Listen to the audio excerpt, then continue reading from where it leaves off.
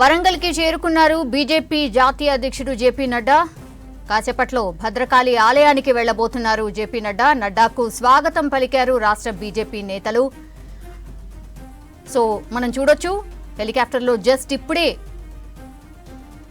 నడ్డా వరంగల్లో దిగారు. సో అక్కడి నుంచి ఆయన నేరుగా భద్రకాళి టెంపుల్ కి వెళ్లబోతున్నారు. అక్కడే బండి సంజయ్ 3వ విడత ప్రజా సంగ్రామ పాదయాత్ర ముగిసి వరంగల్ భద్రకాళి ఆలయానికి చేరుకుంటుంది. So Bandi Sanjay and JP Nadda Bhadrakali అమ్మవారిని దర్శించుకోబోతూ ఉన్నారు. నడ్డాకు స్వాగతం పలికారు రాష్ట్ర బీజేపీ నేతలు.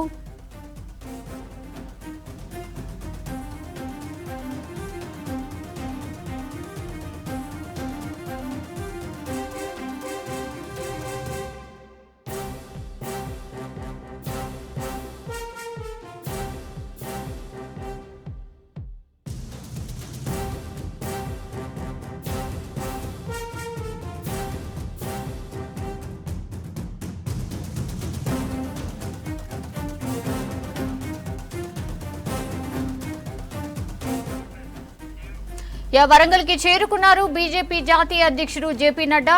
హెలికాప్టర్లో వరంగల్ కి చేరుకున్న నడ్డాకు బీజేపీ నాయకులు స్వాగతం పలికారు. అక్కడి నుంచి వరంగల్ భద్రకాళి ఆలయానికి బయలుదేరారు. బండి సంజయ్తో కలిసి కాసేపట్లో భద్రకాళి అమ్మవారిని దర్శించుకోనున్నారు నడ్డా.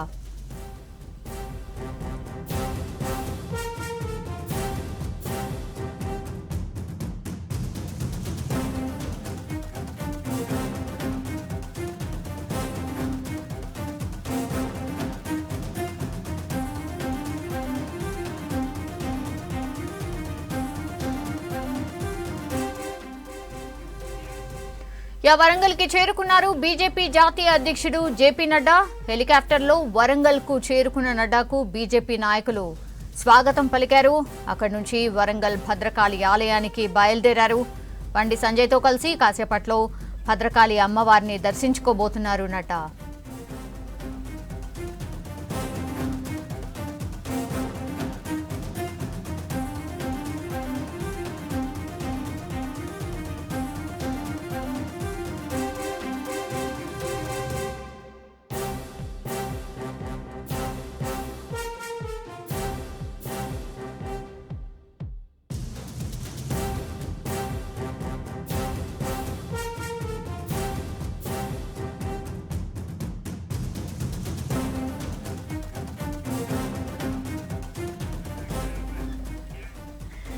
వరంగల్ కి చేరుకున్నారు బీజేపీ జాతీయ అధ్యక్షుడు జేపీ నడ్డా. హెలికాప్టర్లో వరంగల్ కి చేరుకున్న నడ్డాకు బీజేపీ నాయకులు స్వాగతం పలికారు. అక్కడి నుంచి వరంగల్ భద్రకాళి ఆలయానికి బయలుదేరారు. బండి సంజయ్తో కలిసి కాసేపట్లో భద్రకాళి అమ్మవారిని దర్శించుకోబోతున్నారు నడ్డా.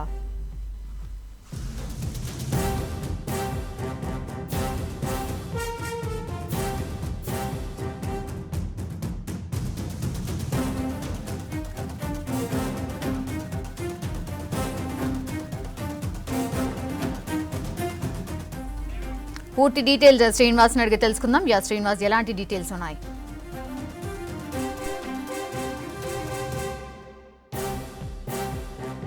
కొద్దిసేపటి క్రితమే జేపీ నడ్డా హన్మకొండకు చేరుకున్నారు.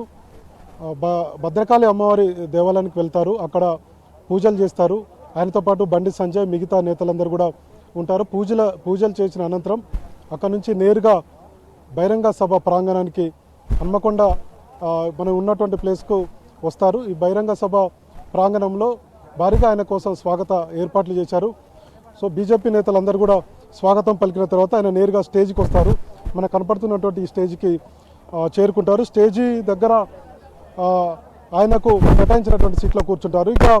ఇంకా ఇప్పటికే పబ్లిక్ ఇప్పుడిప్పుడే వస్తూ ఉన్నారు. సో చాలామంది పబ్లిక్ ఇంకా రావాల్సి ఉంది. ఎందుకంటే సభ 4:30 నుంచి 6 గంటల వరకు అని బీజేపీ ప్రకటించినప్పటికీ కూడా ఎండ ఎక్కువగా ఉంది కాబట్టి కొంత ఆలస్యంగా సభ ప్రారంభమయ్యే అవకాశం ఉంది. సో వెలుతురు సాయంత్రానికి ఎక్కువగా ఉంటే ఆయన హెలికాప్టర్లో వెళ్తారని చెప్పి బీజేపీ నేతలు చెప్తున్నారు. సో మరి కాసేపట్లో ఈ సభ అయితే ప్రారంభమయ్యే అవకాశం ఉంది. ముందుగా పూజా కార్యక్రమాలు ఉంటాయి టెంపుల్లో. ఎందుకంటే బండి సంజయ్ ఇప్పటివరకు దాదాపుగా 300 కిలోమీటర్ల మేర పాదయాత్ర చేశారు. యాదగిరిగుట్ట నుంచి ఇక్కడికి వరంగల్ భద్రకాళి అమ్మవారి దేవాలయం వరకు దాదాపుగా 300 కిలోమీటర్ల మేర పాదయాత్ర చేశారు. ఆ పాదయాత్రలో కొన్ని ఆటంకాలు కలిగాయి. సో ఎట్టికేలకైతే అటు న్యాయస్థానాలు ఆశ్రయించి మొత్తానికి పాదయాత్ర అయితే ఆయన పూర్తి చేసుకున్నారు ఈ రోజుతోటి. ఇప్పటికే దాదాపుగా 3 విడతల పాదయాత్రలో మొత్తం 1121 కిలోమీటర్లు మేర ఆయన పాదయాత్ర కొనసాగింది. దాదాపుగా 18 జిల్లాల్లో 41 నియోజకవర్గాల్లో కూడా బండి సంజయ్ పాదయాత్ర పూర్తయింది.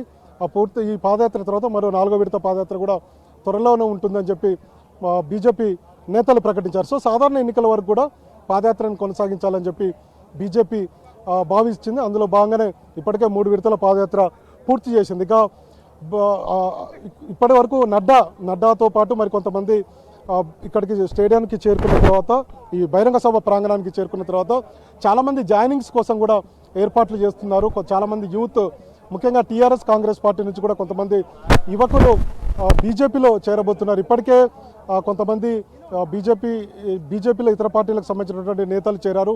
సో ఈరోజు కూడా ఈ సభ ద్వారా కొంతమంది నేతలు అయితే పార్టీలో చేరబోతున్నట్టుగా ఇప్పటికే బీజేపీ ప్రకటించింది. ఇక మరోవైపు స్పీచ్కు సంబంధించి సో ఖచ్చితంగా అంటే టీఆర్ఎస్ను టార్గెట్ చేస్తూ ఆయన ప్రసంగం ఉండబోతుందని చెప్పి బీజేపీ నేతలు చెప్తున్నారు. ఖచ్చితంగా కేసీఆర్ కుటుంబాన్ని ఈ సభ వేదిక ద్వారా టార్గెట్ చేయబోతున్నారు.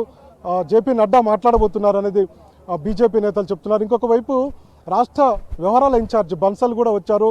ఉత్తరప్రదేశ్లో ఆయన స్పీడును బీజేపీ నేతలు మేము చాలా చూశామని చెప్తున్నారు. ఖచ్చితంగా రానున్నటువంటి ఎన్నికల్లో ఆయన సేవలు బీజేపీకి ఉపయోగపడతాయని చెప్పి భావిస్తున్నారు. రాష్ట్ర వ్యవహారాల ఇన్ఛార్జిగా ఆయన ఇక్కడికి వస్తున్నారు కాబట్టి ఇప్పటికే వరంగల్లో కొంతమంది ముఖ్య నేతలతో కూడా ఆయన సమావేశం అయినట్టు తెలిసింది. సో మొత్తానికి వరంగల్ గ్రౌండ్ ఎలా ఉంది, వరంగల్ జిల్లాలో ఉన్నటువంటి నియోజకవర్గాల్లో పార్టీ పటిష్టత ఏ విధంగా ఉంది, ఇట్లాంటి అన్ని అంశాల మీద సుదీర్ఘంగా కొంతమంది నేతలతోటి ఆయన చర్చించినట్టు తెలిసింది. మొత్తానికి పార్టీ పరిస్థితుల మీద ఇప్పుడిప్పుడు ఆయన సునీల్ బన్సల్ ఆరా తీస్తున్నారు ఒకవైపు. ఇంకొక వైపు ఏమో జేపీ నడ్డా రాక ఇంకొక పాదయాత్ర ఇవన్నీ కూడా కొంతమంది క్యాడర్ అంతా కూడా అటువైపు వెళ్ళింది. సో భారీ ర్యాలీ ఈరోజు దాదాపుగా 15 కిలోమీటర్ల మేర బండి సంజయ్ నడుస్తున్నారు కాబట్టి ఆయనతో పాటు చివరి రోజు కాబట్టి పెద్ద ఎత్తున కార్యకర్తలు తరలి వచ్చారు.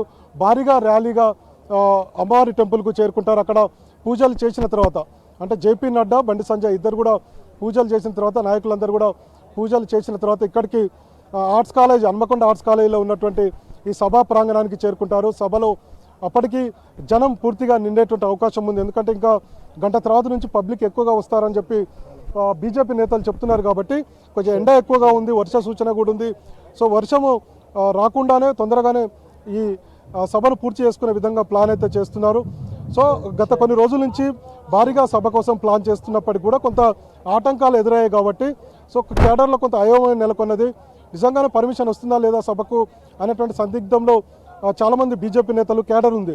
కానీ ఎట్టకేలకు సభకు పర్మిషన్ రావడంతో ఇక కొంత ఇన్ఫర్మేషన్ నిన్న సాయంత్రమే వచ్చింది కాబట్టి సమాచారం లేని వాళ్ళంతా కూడా దూర ప్రాంతాల నుంచి వస్తున్నారు. సో అన్ని జిల్లాల నుంచి కేడర్ను భారీగా తరలించాలని చెప్పి బీజేపీ అనుకుంది. ముఖ్యంగా వరంగల్ ఉమ్మడి జిల్లా నుంచి ఎక్కువగా బీజేపీ కార్యకర్తలను పబ్లిక్ను తరలించాలని చెప్పి అనుకున్నా. అందులో భాగంగానే 3:30-4 గంటల నుంచి ఇక పబ్లిక్ రాక స్టార్ట్ అవుతుందని చెప్పి బీజేపీ నేతలు చెప్తున్నారు. దానికి సంబంధించినటువంటి ఏర్పాట్లు అయితే అన్నీ అయ్యాయి.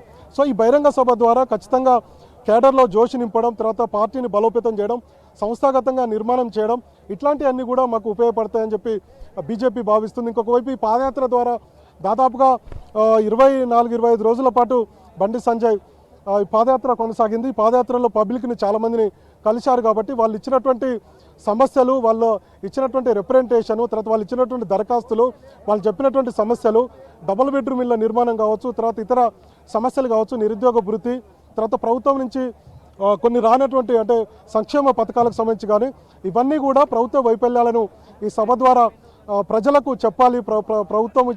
ప్రభుత్వము సంక్షేమ కార్యక్రమాలకు సంబంధించినటువంటి అన్ని వివరాలను, తర్వాత ప్రజలకు అందనటువంటి కార్యక్రమాలను, తర్వాత కేంద్ర ప్రభుత్వ పథకాలు సేమ్ టైంలో కేంద్ర ప్రభుత్వ పథకాలు లబ్ధిదారులు కేంద్రం ఏం చేయబోతుంది, ఏం చేస్తుంది అనేటువంటి విషయాలను కూడా పెద్ద ఎత్తున ఇక్కడికి హాజరైనటువంటి పబ్లిక్ చెప్పాలని చెప్పి బీజేపీ భావిస్తుంది. సో ఈ సభ కూడా దీని ఎఫెక్ట్ మునుగోడు నియోజకవర్గంపై పడే విధంగా కూడా నేతల ప్రసంగాలు ఉంటాయని చెప్పి బీజేపీ నేతలైతే చెప్తున్నారు. సో మునుగోడులో జరిగినటువంటి ఈ నెల 21 జరిగినటువంటి సభ సక్సెస్ అయింది. దానికి అమిత్ షా వచ్చారు. అమిత్ షా కూడా దాదాపుగా 30 నిమిషాల పాటు స్పీచ్ ఇచ్చారు. సో అక్కడ ఉన్నటువంటి కేడర్ను, పబ్లిక్ను బీజేపీ ఏం చేయబోతుంది, ఎట్లా ఎన్నికలకు రాబోతుంది అనేటువంటి విషయాలు చెప్పారు. సో ఈ సభ వేదిక ద్వారా కూడా ఖచ్చితంగా రానున్నటువంటి సాధారణ ఎన్నికలను దృష్టిలో పెట్టుకునే మా నిర్ణయాలు ఉంటాయి, మా ప్రకటన ఉంటుందని చెప్పి బీజేపీ నేతలు చెప్తున్నారు.